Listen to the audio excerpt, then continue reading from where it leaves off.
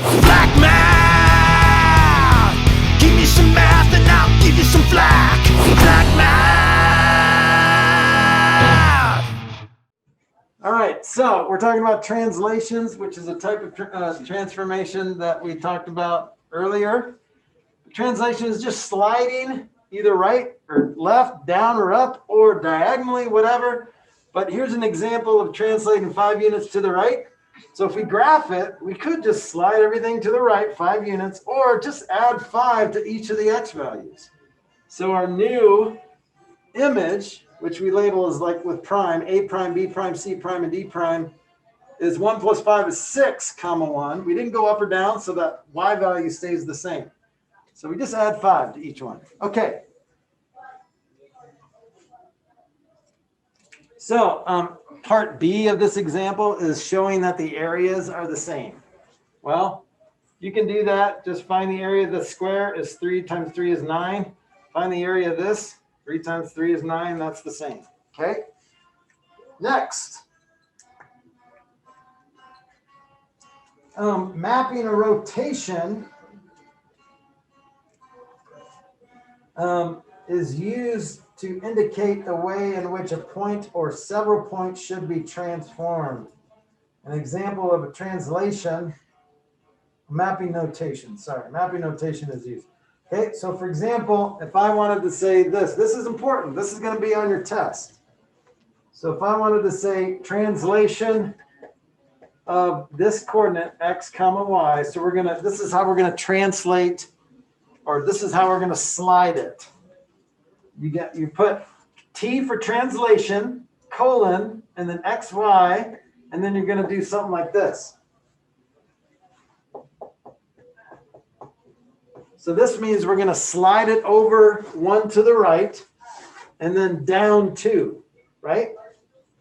So all you have to do, like if given this translation, and let's say my point was 3, 5, where does that end up? Where does 3, 5 end up?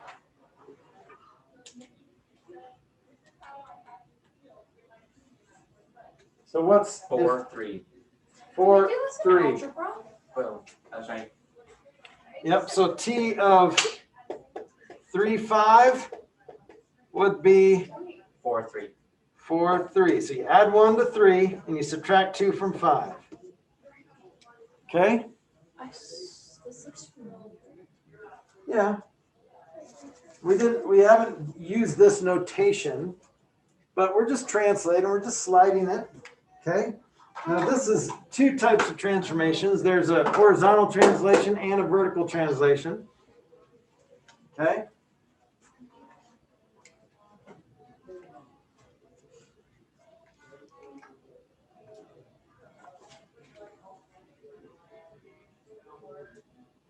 Okay, so example 2 is just kind of doing that. I'm not going to go over that.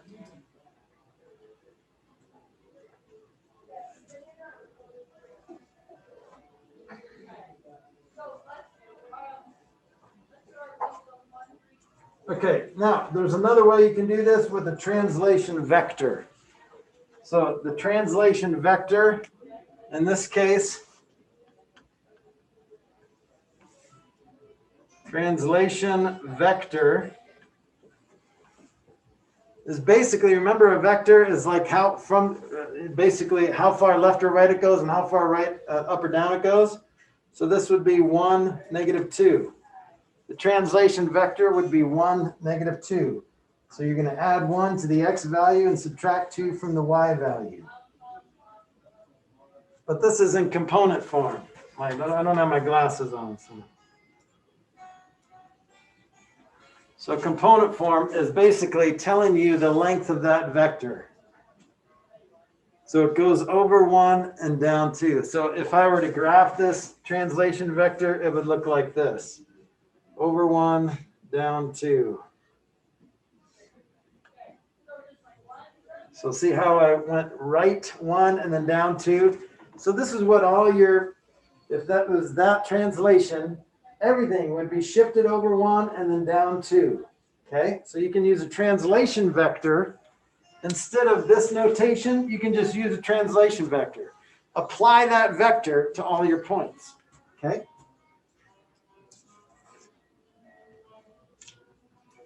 Okay, so let's do another example here.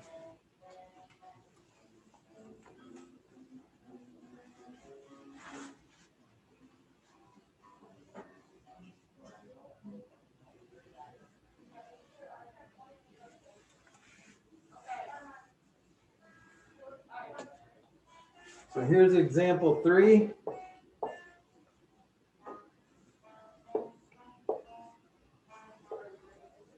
Here's my square. And we're at, this is 0, 4.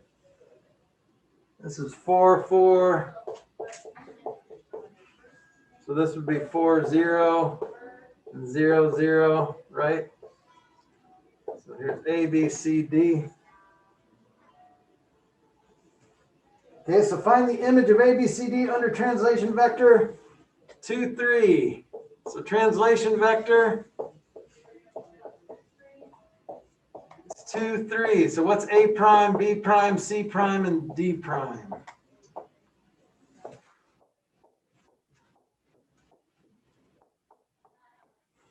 Okay, see if you can do it on your own. Don't shout it out.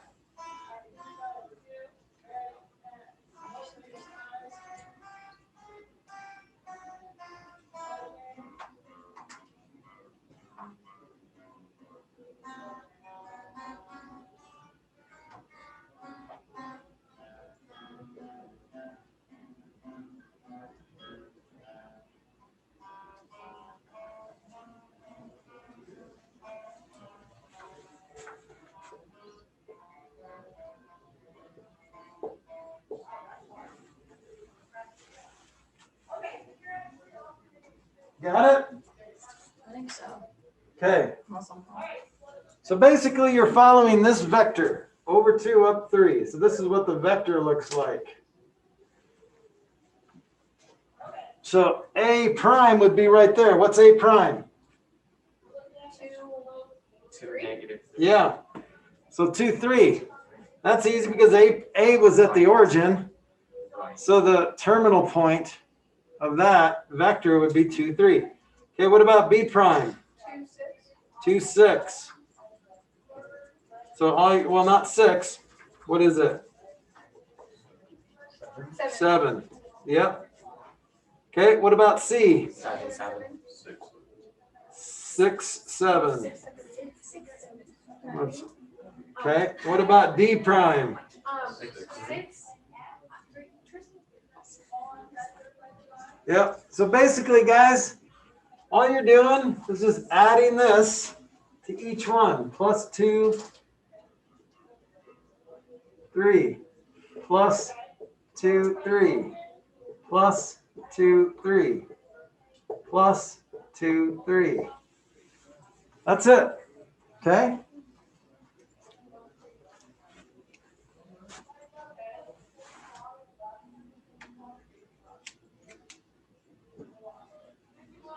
Any questions so far?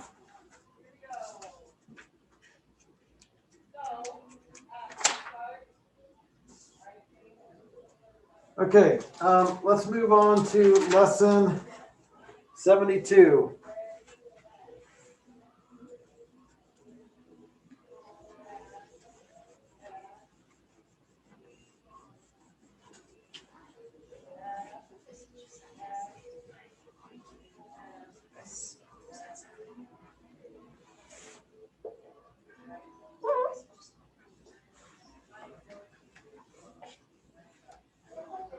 Okay, we're going to talk about tangents, part 2. We already talked about tangents a little bit, so this is part 2. Okay, let's say we've got 2 circles. And then we've got tangents connecting these. We've got a couple tangent lines here. So this gives us some properties, okay? This is called a common tangent. When it's the tangent of 2 different circles, we call it a common tangent. Another scenario, if you have something like this.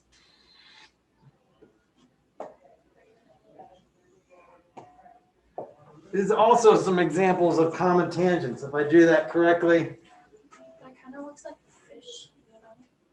yeah, kind of. So these are common tangents. Does it make sense, guys? Because they are tangents to two different circles. So they're common tangents.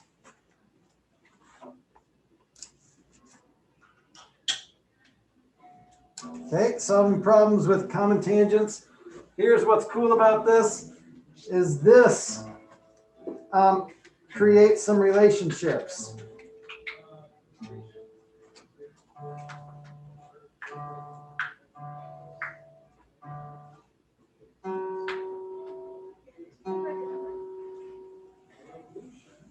So remember when we have, if you were to extend these to a point here, right?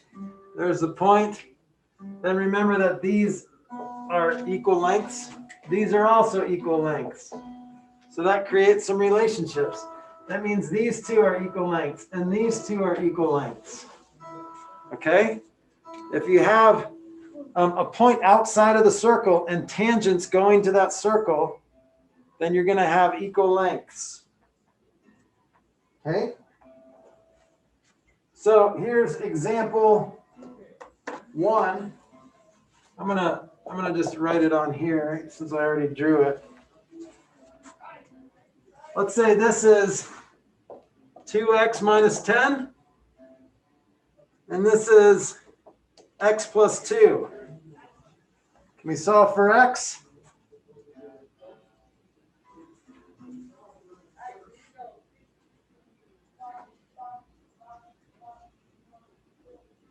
Can we solve for x? Yeah, because if these are the same length, just set them equal to each other, right?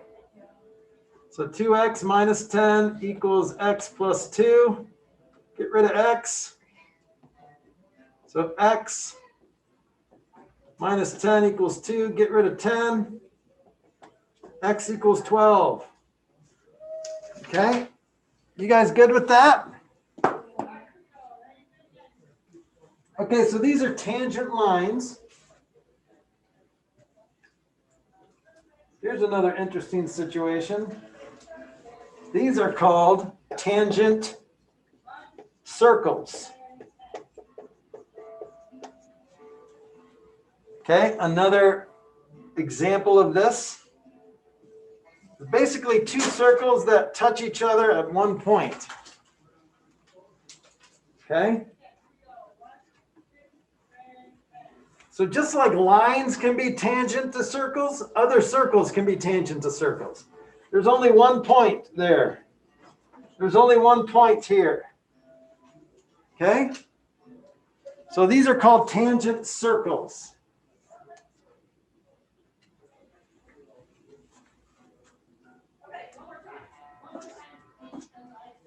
Okay, so this also creates some relationships.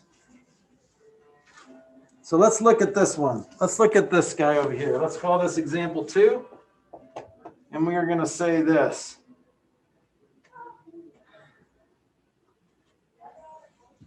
So we're going to say this is circle, we'll call this circle Q. We'll call this circle M. Okay, and then we're going to just draw some lines here. Let's say this is P. And let's say this is N here. So let's just make a triangle here. You see the triangle? Okay, well,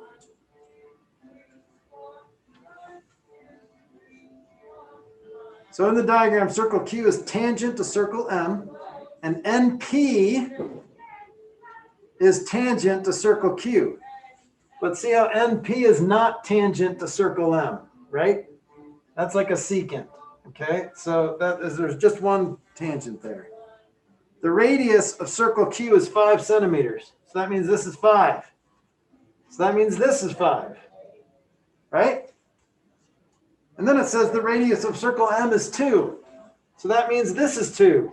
And this is 2. And then it says find the area of triangle QNP. Can you find the area of triangle QNP? Well, what do you need to find the area? Base times height. Okay, well, area equals 1/2 base times height. Well, you have this, but do you have the height? Not really. Is there a right triangle? It is a right triangle, but not there. Where's the right angle?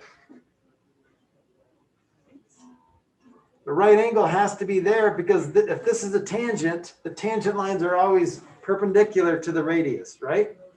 That was one of your proofs on your last test. So now you've got the height, but now you need the base. How do you figure that out? Can you just Pythagorean theorem? Yes, you can Pythagorean theorem this. So what's the length of this guy? That looks like 9. This is 5. That's 9. So let's see. 81 minus 25. What's 81 minus 25?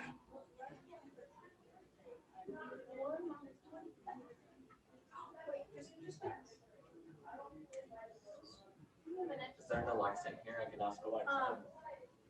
That is 56. Okay, so this would be the square root of 56, which I can take a 4 out of 56. It becomes a 2, and I'm left with 14 under there. So here's the base. So it equals 1/2 base times height. Well, 1/2 and 2 cancel. So I'm just left with 5 radical 14. That one's a little complicated, but that's all right.